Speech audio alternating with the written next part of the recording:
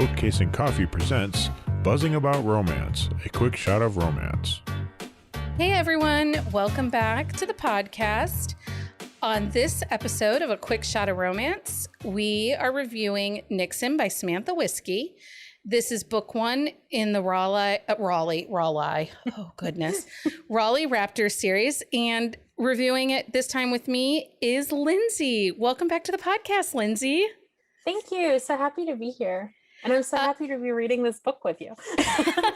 I know. Well, I need to up my football romance game because at the end of September, Heather and I are going, who's Minnesota hockey mom reads, she and I are going to go head to head in a football draft of book boyfriends.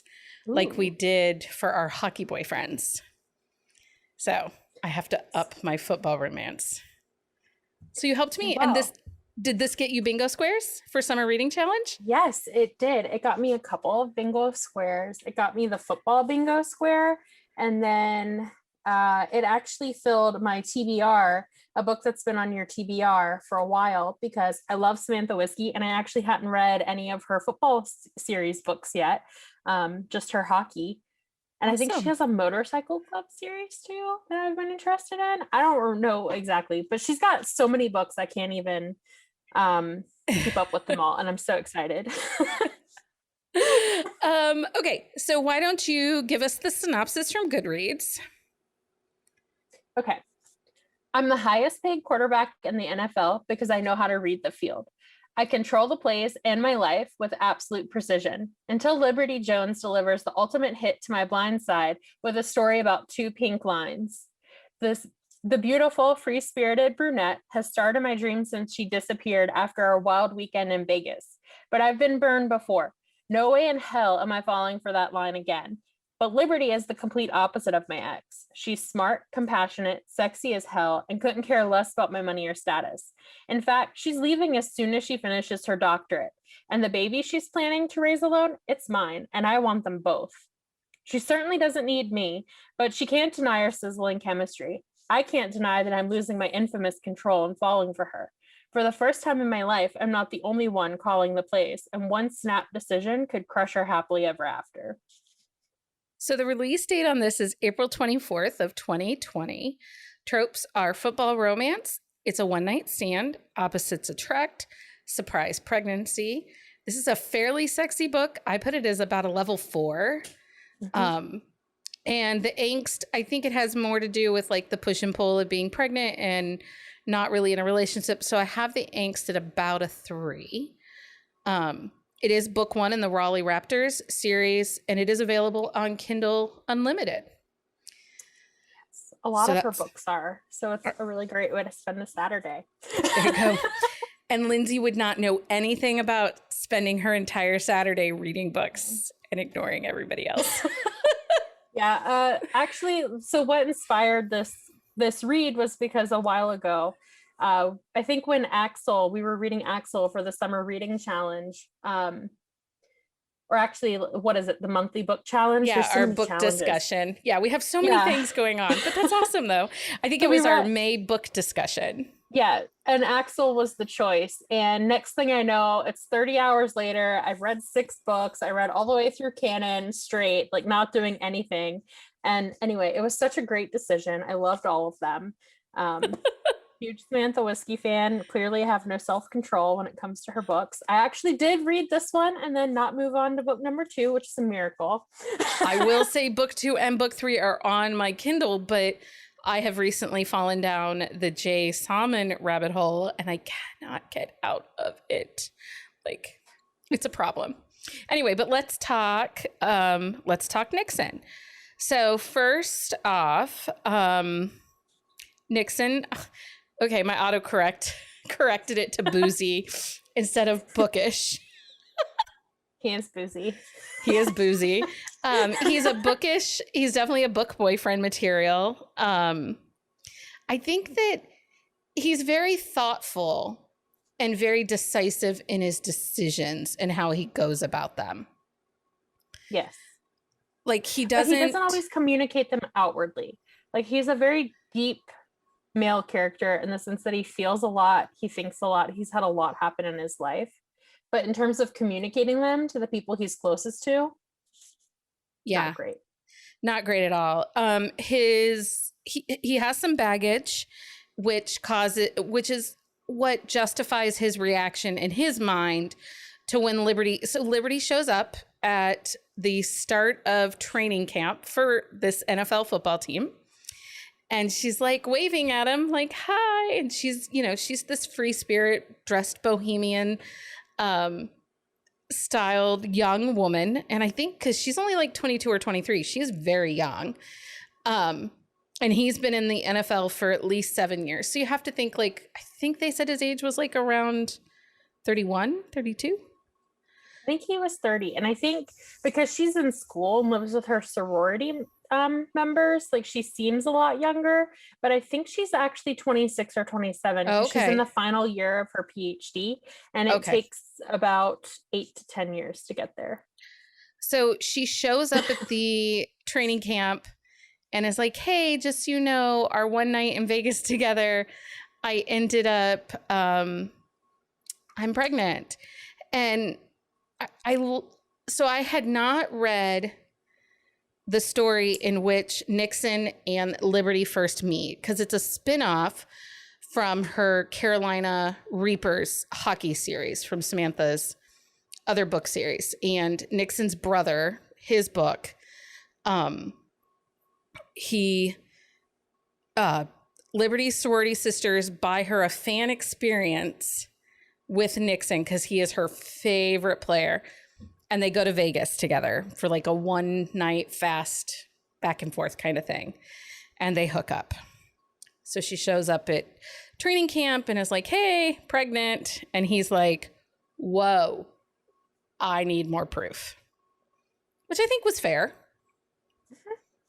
Especially being highly paid NFL quarterback. Yeah, it's very realistic. And honestly, from a legal perspective, yeah, very smart. Yeah, so I will say for Nixon, he's very much a team player. He does not let people in easy, which, like you said, because he does not share his emotions well with the people that care about him.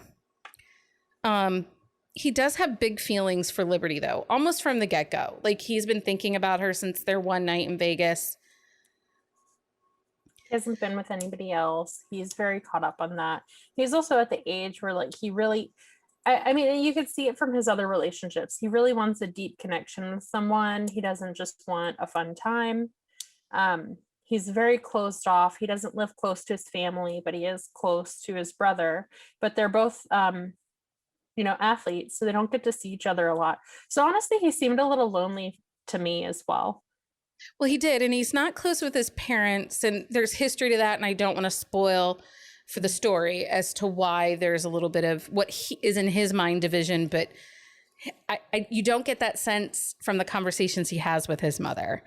I think it's a little bit in his mind. But let's talk about Liberty, because you and I come out on different sides for Liberty, and so let's give some time to Miss Liberty. She is a dreamer, free spirit. She was raised by a free spirit. And she wants to do good out in the world, but doesn't want to put down roots because it's just not who she is. So I actually found her to be like incredibly selfish.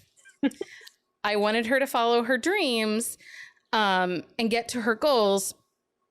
But I'm just talking about between her and Nixon, but to the she's 6 and 7 months pregnant and thinking of running off to a third world country, putting her child potentially at risk. And I had issues with that being actually realistic. Like, you don't just get a phone call one day and be like, you have to be in Brazil in 2 days. Like, it doesn't work like that, especially when you're working in like a remote area. There's visas and immunizations and such. And so I had issues with that. But I just found her decision. So her goal has always been to bring mental health to rural areas. She was raised by a mother who worked for nonprofits that did outreach and missions to remote areas in third world countries of the world.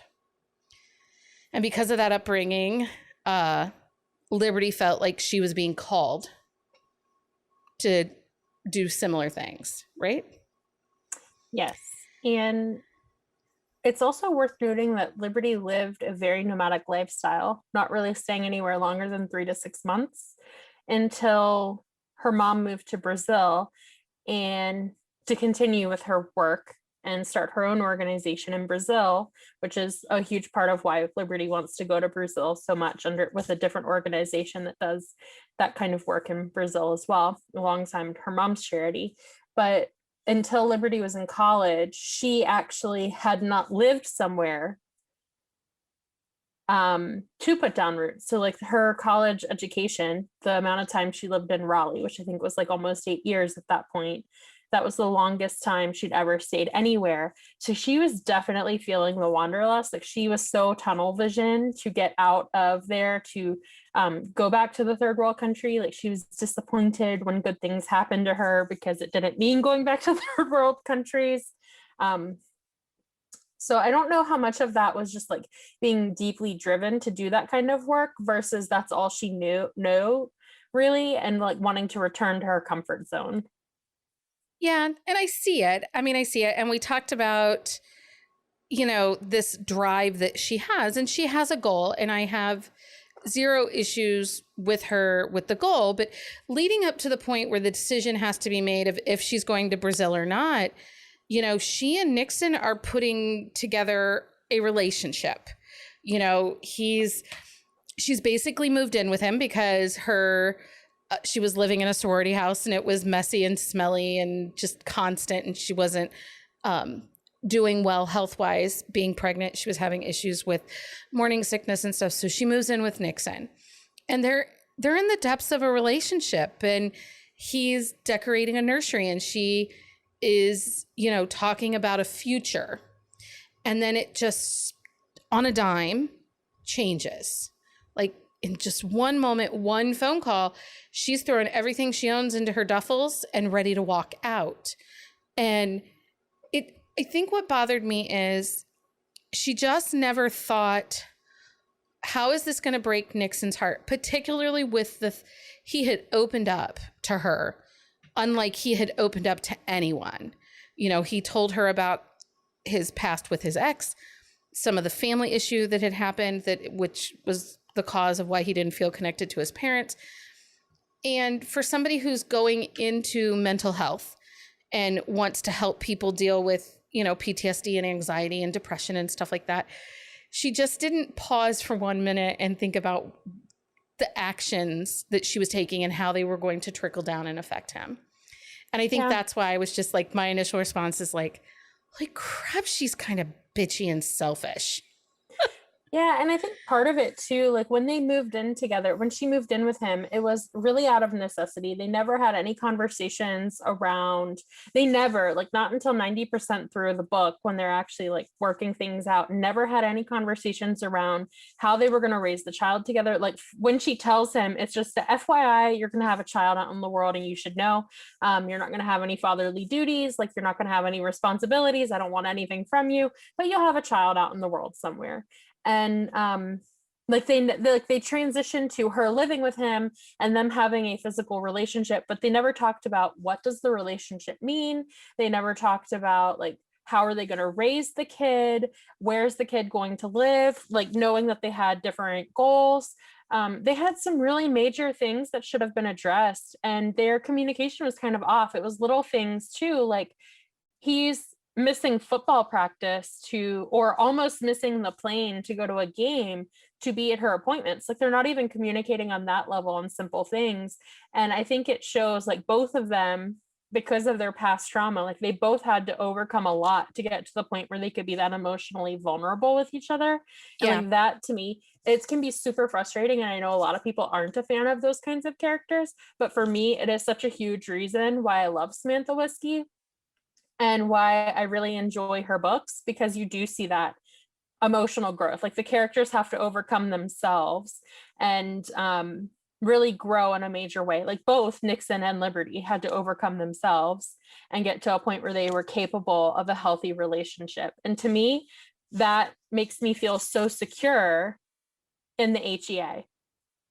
Yes, it does so the way that this plays out, it does make the HEA feel probable and realistic. Like this is real life. And many of us have early on in our relationships where we're like parallel trains. We're together, but we're not necessarily on the same track, because communication is something you have to learn throughout a relationship. And it's something that can make or break a relationship. So in that respect, Samantha Whiskey does an amazing job to make that very realistic, that there is the lack of communication between the two of them. And I didn't think about that until you brought it up about, you know, that it shows growth and that they didn't have any of the tough conversations, but they weren't even having any of the simple conversations either. Like, Yeah. when do you leave for your game? Okay, well, I'll make the doctor's appointment so it's well done before that. Yeah. But also, like, so I live with a PhD student who's in a very similar season of life to what Liberty is in, where they're wrapping up their PhD. And I really related to her and that experience because I have that with my husband. And they're so busy, and there's such a perspective shift. So like Nixon has a perspective where he's been out making money in the real world. Like he's got a job. It's not a typical job that everybody has, but he's got a job. Like he's got responsibilities, and he's got ties somewhere. Whereas like Liberty has only ever been in school. And because of that, like she's never had to be accountable to another person or try to work out a future with anybody else other than herself, because she's always been able to pursue her own goals. And like Nixon, by default of not really having a relationship, and also like his self-imposed kind of self-imposed sense of responsibility has like put him in a situation where he feels a very strong sense of urgency to continue on this path he's in. So like they're both I really related to those experiences. I like I said, I live that with my husband, and it's really, I thought the way she portrayed that transition to, like, just how she portrayed the whole PhD student thing and then the transition to real life. And like, you also have to think somebody who's worked 8 to 10 years to get a PhD, like they're going to be very steadfast in wanting their dream job because it takes so much. So like, to me, like, I think I had a different perspective because I'm living with someone who is not 100% Liberty, but like very, very similar to her, and that like sense of tunnel vision. So from that perspective, it was a little like, I think we talked about like the boxes for summer reading challenge. For me, like this checked, I've been thinking like, what book is actually going to check the book that is my relationship? And I was like, this one. This checks your relationship. I was like, this is my relationship minus secret or accidental baby. Baby. I was like, this is us. Like some of these conversations I've lived. She's like, this, we just had this discussion last Wednesday, people. Like, this is my life. Okay, so we're getting short on time, so let's do this real quick. Did you like this book? Yes. I did too. Yes, but no. I liked the premise. I liked Nixon a ton, but I just couldn't get past some of Liberty's selfishness. And now that we've had this discussion about it, I like her more than when we started because you made me think about her a little differently. But I still think that there was just some of that little bit that wasn't realistic aspects of things that still bugs me a little bit. But, you know, I'll get over it. Who would typically like this book? Sports romance fans, for sure. Yeah. Anyone who likes a sports romance or an opposite attract romance. Definitely if you like secret or surprise pregnancy type one night stand romances, this is also very good. It is light on the sports. It's not heavy into sports. So it's also a great place to start if you would like to try sports romance. So would you recommend this book? Yes, I really enjoyed the book, and I am a huge Samantha Whiskey fan. So I really enjoy the stories she writes. And yeah, I'm actually a sucker for these kinds of stories where the characters undergo that kind of emotional growth. So yes, I would definitely recommend it, but I would also note it's not for everyone. Yeah. Well, and that's kind of where I'm at. So like maybe I would, it's very well written. Like Samantha Whiskey is an impeccable writer. There are never moments where I'm like, ooh, you should fire your editor, or that does not make sense. Everything is well written and well edited. I do want to read the next book in the series. This is only the second book I've read by this author, but I really do like her thoughtfulness that she puts into her stories. So would I recommend it? I think I would. But again, like you, I'd put the caveat is it might not be exactly what you think it is. So that's where I'm at. Thank you for joining us for this quick shot of romance, Lindsey. It's always a pleasure to have you. It is. This is great. And then until next time, we will talk books again soon. Thanks. Happy reading, everyone. Find us on Instagram at buzzingaboutromance or on Twitter at buzzingromance. If you like the podcast, please leave a review. If you'd like to support us directly, join the Bookcase and Coffee Patreon and receive exclusive content only available to Patreon members. Check out bookcaseandcoffee.com for our on-the-shelf show notes.